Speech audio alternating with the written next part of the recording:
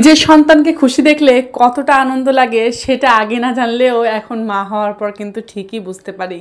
Hello everyone, জিতুস মম কিচেনে তোমাদের আবারও স্বাগতম। জিতু, কোথায় যাচ্ছ? পার্কে। এই যে মাধুর্যমণি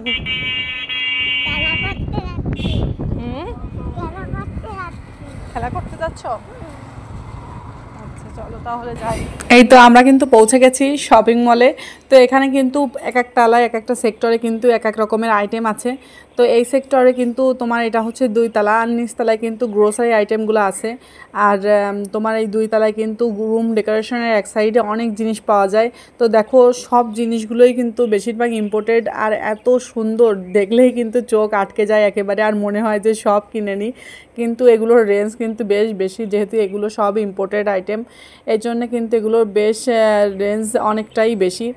তো প্রতিটা আইটেমই দেখো একেবারে ন্যাচারাল মনে হচ্ছে। তো তারপরে কিন্তু আমরা চলে এসেছিলাম আমাদের আসল স্থানে। এই যে এটা কিন্তু বাচ্চাদের প্লে জোন, আর এটা কিন্তু 3 তলাতে আছে। তো দেখতেই পাচ্ছ এখানে ঢোকার জন্য কিন্তু টিকিট কাটতে হয়। তো প্রতিজন কিন্তু 20 টাকা করে টিকিট কাটতে হয়, আর এখানে রাইডসগুলো কিন্তু ওঠার জন্য প্রতিটাই টিকিট আছে। আর এই যে দেখতে পাচ্ছ এগুলো কিন্তু বেশ সুন্দর সুন্দর গেম আছে। এগুলো যদিও ছোট বাচ্চারা খেলতে পারবে না, এটা বড়দের জন্যই, আর যারা মোটামুটি বোঝে সেরকম ছেলে মেয়েদের জন্য। তো এগুলো কিন্তু খুবই সুন্দর সুন্দর কিছু দেখতেই পাচ্ছ গেমস খেলার। আর তাছাড়া কিন্তু বাচ্চাদের ওঠার জন্য অনেকগুলো রাইডস আছে। তো সেগুলোতে কিন্তু ওরা টুকটাক উঠেছিল। আর এই যে দেখতেই পাচ্ছ এসেই কিন্তু উঠে গেছে গাড়িতে উঠেই তোমার ছেলে গাড়ি বিশাল প্রিয়। ও তো এসেই তোমার গাড়ি চালানো স্টার্ট করে দিয়েছে। আর এগুলো প্রতিটাই কিন্তু আলাদা আলাদা করে টিকিট কাটতে হবে যদি তুমি উঠতে চাও।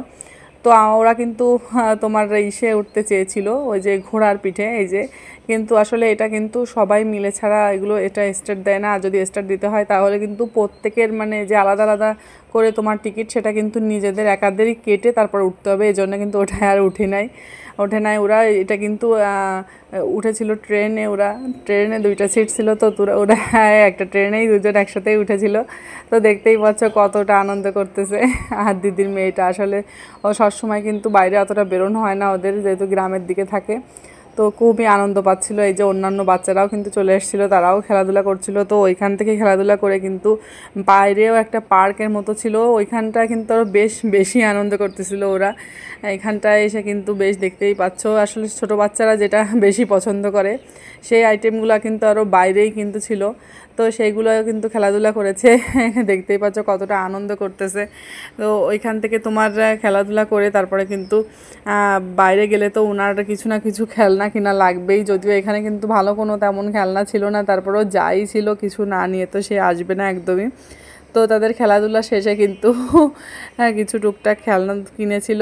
আর এই যে দিদির ছোট্ট মেয়েটা দেখতে পাচ্ছ কি সুন্দর দোল খাচ্ছে, দেখেছো? আর আমার ছেলেটা তো সে একবার নামছে আর একবার উঠছে, এই যে দুজনে মিলে একসঙ্গেই এই যে তোমার উঠছে আর নামছে। আর এই যে দোলনাও ছিল, দোলনায় একটু দোল খেলো। আর পরবর্তীতে আমরা কিন্তু বাড়িতে চলে এসেছিলাম, সন্ধ্যা হয়ে